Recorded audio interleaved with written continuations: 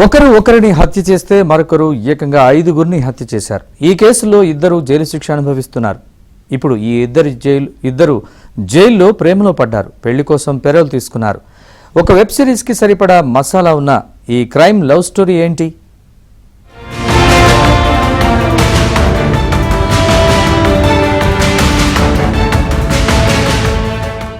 ఈమె పేరు ప్రియా సేత్ అలియాస్ నేహా సేత్. వయసు 34 ఏళ్లు. ఇతడి పేరు హనుమాన్ ప్రసాద్.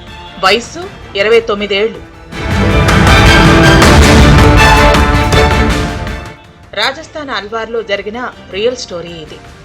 మోడల్ అయిన ప్రియా సేత్ 2018లో దుష్యంత్ అనే యువకుణ్ణి హత్య చేసింది. ప్రస్తుతం సంగనేర్ జైలులో జీవిత ఖైదు అనుభవిస్తోంది. 2018లో టిండర్ డేటింగ్ యాప్ ద్వారా దుష్యంత్ ను ట్రాక్ చేసింది. అప్పటికే ప్రియా సేత్ కు దీక్షంత్ కమ్రా అనే ప్రియుడు ఉన్నాడు. ఇద్దరూ కలిసి దుష్యంత్ దగ్గర డబ్బు కొట్టేయాలని ప్లాన్ చేశారు. ఓ ఫ్లాట్ కు రమ్మని దుష్యంత్ కు ప్రియా కబురు పెట్టింది.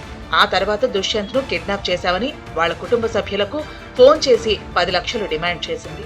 దీంతో దుష్యంత్ తండ్రి 3 లక్షలు వేశారు.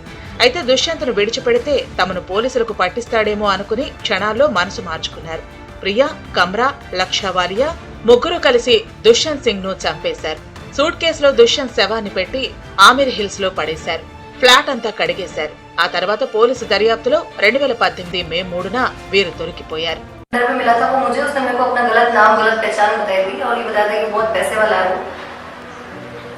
और मैं दिशांत साथ में रह रही थी. उसके ऊपर कर्जा था तकरीबन 21 लाख का. उसे कोई चाहिए था ऐसा बंदा जिससे पैसे आ सके. तो हमने मिलकर प्लान बनाया था कि किसी को किडनैप करके फिरौती मांग के उसका मर्डर कर देंगे. హనుమాన్ ప్రసాద్ మరో కథ. అతడి కంటే 10 ఏళ్ల పెద్దదైన అతడి ప్రియురాలు సంతోషి మరొకరిని వివాహం చేసుకుంది. 3 పిల్లలు కంది. కానీ ఇద్దరి మధ్య సంబంధం అలాగే కొనసాగింది. 2017 అక్టోబర్ 2న తన భర్త బన్వారీ లాల్ ను చంపేయాలని హనుమాన్ ప్రసాద్ కు ప్రియురాలు చెప్పింది. దీంతో ఆమె ఇంటికొచ్చిన హనుమాన్ ప్రసాద్ మొదట లాల్ ను కత్తితో పొడిచి చంపాడు. అయితే అక్కడే ఉన్న 3 పిల్లలు ఇది చూడటంతో వారిని చంపేశాడు.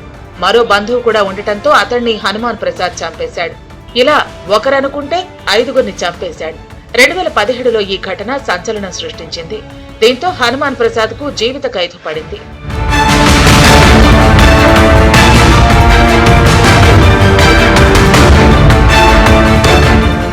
అటు ప్రియా సేత్, ఇటు హనుమాన్ ప్రసాద్ ఇద్దరు ఒకే జైల్లో శిక్ష అనుభవిస్తున్నారు. ఇదే క్రమంలో జైలు అధికారులు ఖైదీల కోసం ఏర్పాటు చేసిన కార్యక్రమాల్లో ఇద్దరు పరిచయం చేసుకున్నారు. ఇది కాస్త ప్రేమగా మారింది. చివరికి ఇద్దరు పెళ్లి చేసుకోవాలనుకున్నారు. అంతేనా, పెళ్లి కోసం పెరోల్ కు అప్లై చేశారు. అన్నిటిని పరిశీలించిన తర్వాత ఇద్దరికి 15 రోజుల పెరోల్ మంజూరైంది.